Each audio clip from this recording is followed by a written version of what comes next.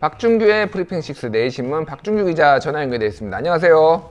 네, 안녕하세요. 예, 오늘부터 총선 선거 재외선거가 시작이 됐습니다. 예, 뭐 안타깝게도 이 절반 가까운 그 재외 유권자들이 참여를 못 하거든요. 예, 예. 그런데도 불구하고 뭐 일단은 시작을 해서 6일까지 투표가 진행이 됩니다. 예. 전체 17만 1,959명 중에서 예. 8만 6,040명, 그러니까 한 50% 정도가 예. 투표를 참여하는데 참여하지 못하는 곳이 무려 51개국, 86개 제외 공간입니다. 상당히 많죠. 이 51개국이라고 하는 곳은 지금 코로나19 확산 때문에 투표소까지 갈 수가 없는 그 나라의 환경 때문에 지금 중단이 됐다, 이렇게 봐야 되는 거죠, 그러니까. 그렇죠. 그 해당 국가에서 요청을 한 부분도 있고요. 우리나라 대사관 입장에서 봤을 때 움직이는 것이 좋지 않겠다고 판단한 자의적인 판단도 좀 들어가 있습니다. 그렇군요. 그래서 지금 어찌됐든 뭐 이게 논란이 계속 됐는데 뭐 선거를 미루는 것은 지금 뭐 힘들다고 보고 일단은 그냥 진행이 된 상황입니다. 예, 그렇습니다. 이 뭐 어떤 곳에서는 뭐 우편으로라도 해달라. 예. 아니면 뭐 자동차로 그냥 수루하는 방식으로 지나가면서 하는 방식도 있지 않느냐, 이런 제안도 했는데 예. 이제 그런 것을 하려면 법을 고쳐야 된다고 해요. 아, 그렇군요. 그러니까 그런 법을 고치고 또 그것을 준비하고 이런 시간적 여유가 현실적으로 없기 때문에 현재로서는 참정권이 일정 부분 훼손되더라도 진행을 할 수밖에 없다는 것이 선관위의 입장입니다. 그렇군요. 지금 독일하고 캐나다에 있는 그 재외 국민들이 헌법 소원을 냈더라고요. 민변을 통해서. 그래서 지금 예. 이게 지금 무효다라는 건데 그게 뭐 인용될 가능성은 높지는 않죠. 이게 약간 천재지변과 같은 것이라서 이것을 어떻게 판단할지는 모르겠으나 지금 뭐 일단 진행이 되는데 이것을 무효하기는 사실 어렵지 않겠습니까? 결과론적으로. 그런데 선관위가 약간은 이 부분에 대해서까지 고민을 좀 했어야 되지 않겠느냐, 이런 부분들도 있는 거죠.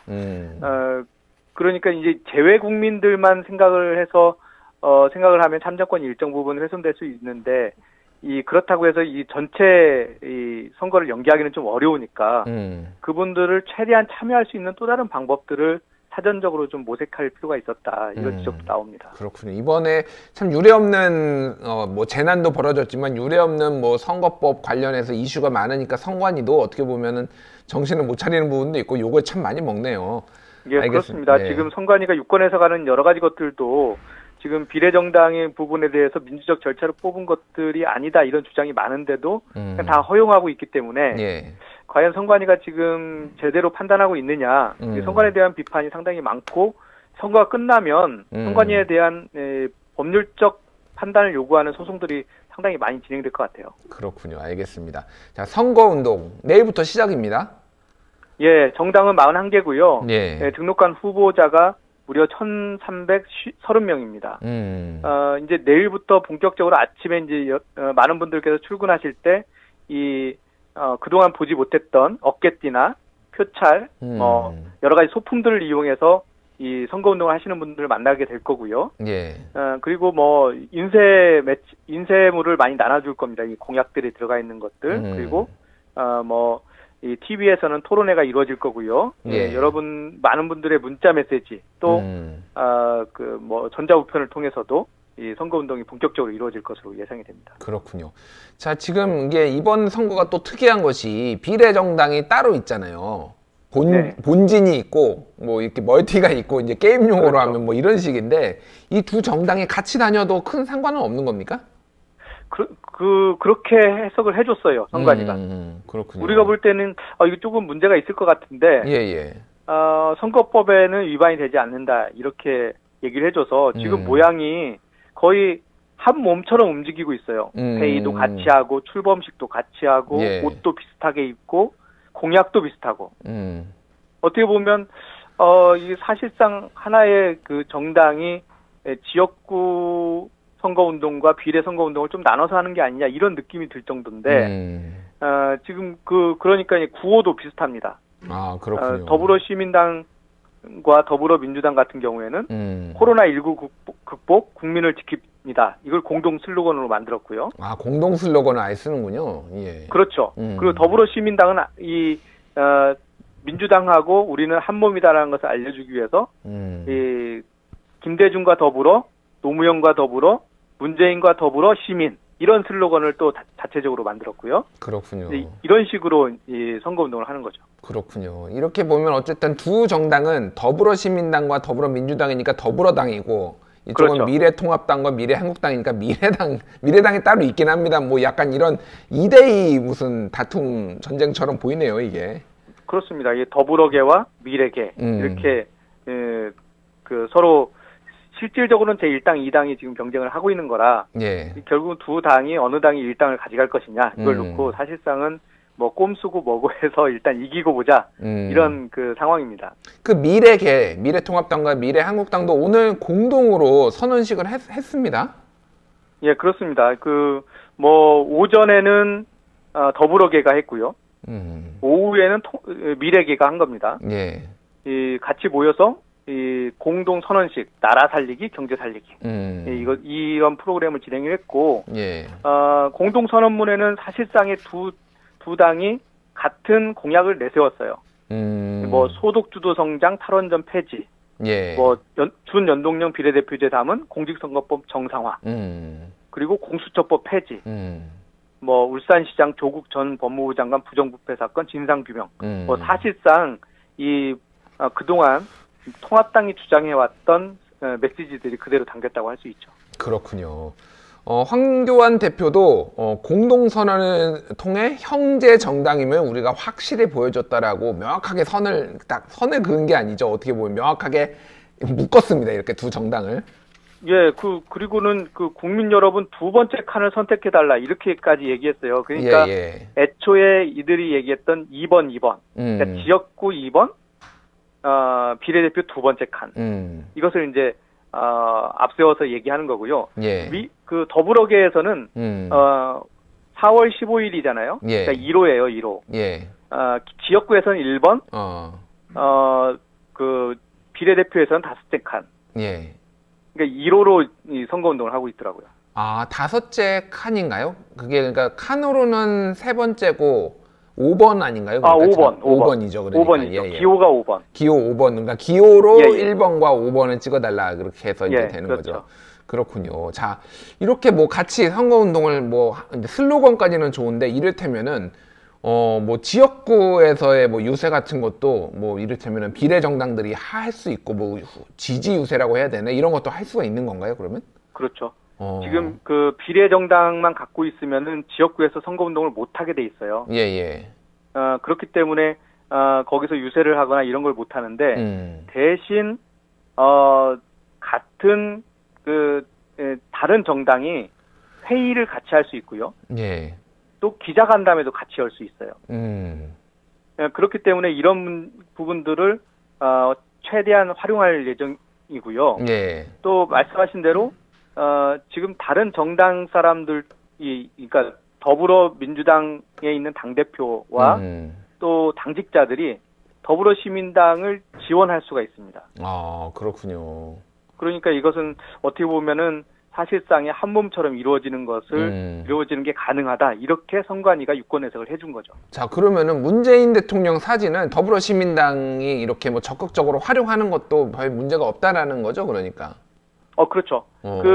이미 이 선거 공보물에 예. 더불어시민당 선거 공보물에 이해찬 대표 사진이 들어갔어요. 아, 이해찬 대표 사진이 들어갔어요. 예. 그렇군요. 이것이 이제 괜찮다고 일단은 유권 해석을 받은 거고요. 또 대통령이나 총리의 사진을 활용해도 된다. 이 얘기는 뭐냐면 예. 보통 연관성을 갖기 위해서 후보자들이 이 대통령과 사진을 찍은 그림을 아주 크게 넣잖아요. 그렇죠. 이것과 비슷하게 더불어시민당의 후보들도 대통령이나 총리와의 사진을 같이 넣을 수 있다. 그렇군요. 이렇게 이제 유권 해석을 해준 거죠. 유권 해석은 그렇게 나왔고 사실 뭐 지금 전혀 상관없는 민생당도 그런 사진 쓰고 있는 거 보면은 뭐 이 정도는 양반이다라는 생각도 드네요. 참 어떻게 보면은.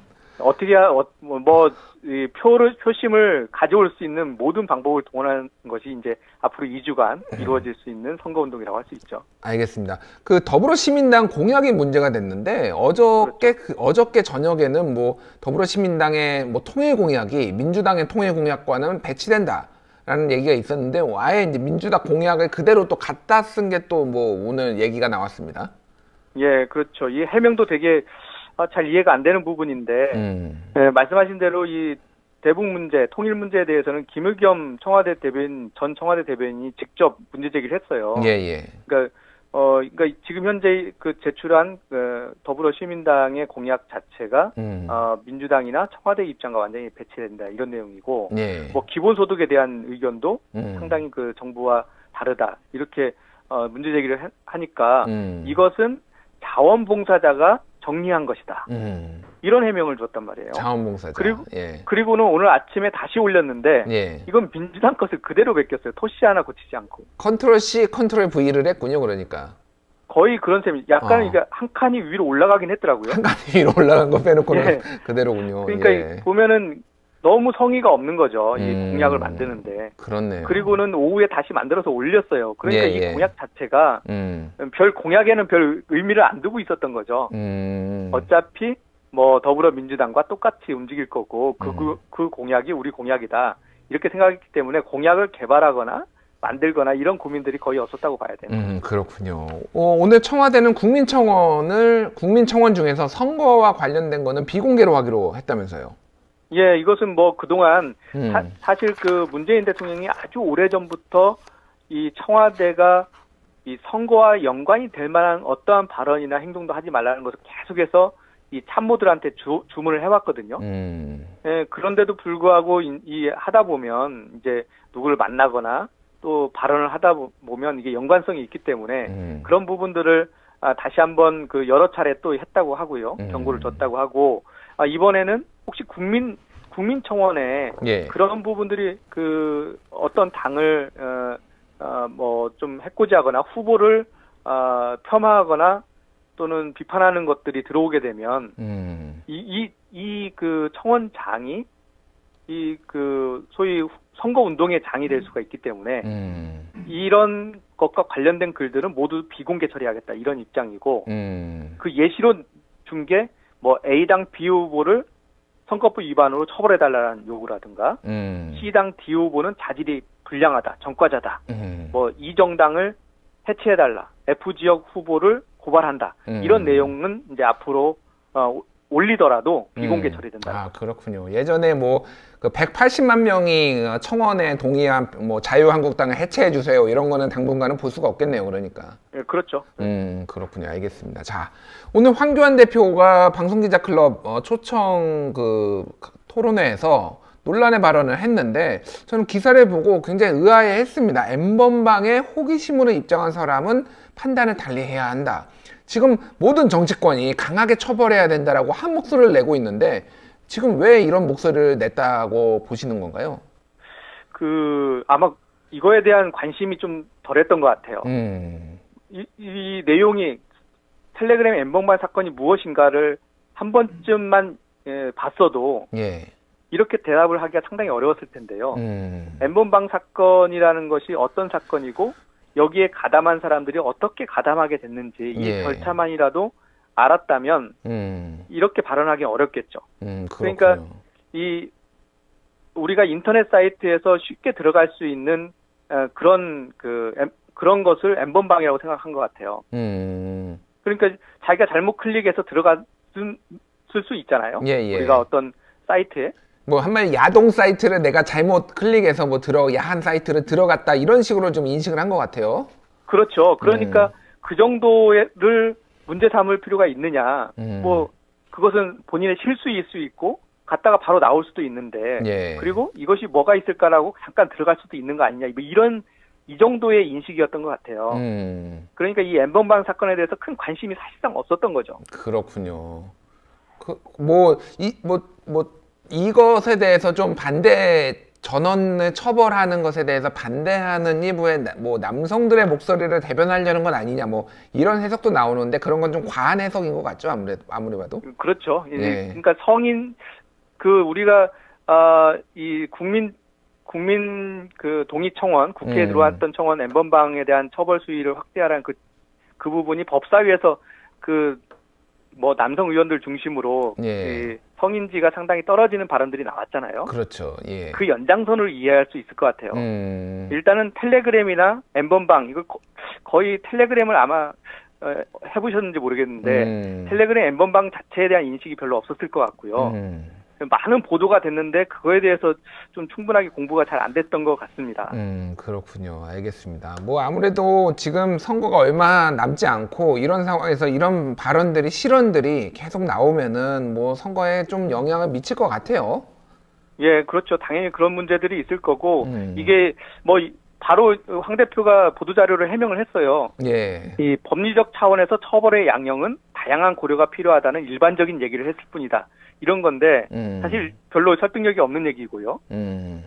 지금 뭐 계속해서 미래계 쪽에서 이런 말 실수들이 계속 나오는데 이게 실수인지 뭐 내재돼 있던 건지는 모르겠으나 이게 곧바로 해명을 하면서 처리를 하긴 하거든요. 예. 예, 그런데 이게 축적이 되면은 사실 나중에는 아주 이게 큰 부담이 될 수가 있는 거죠. 알겠습니다. 자, 오늘 이제 임종석 전 청와대 비서실장이 선거권에 이제 공식적으로 등장을 했습니다.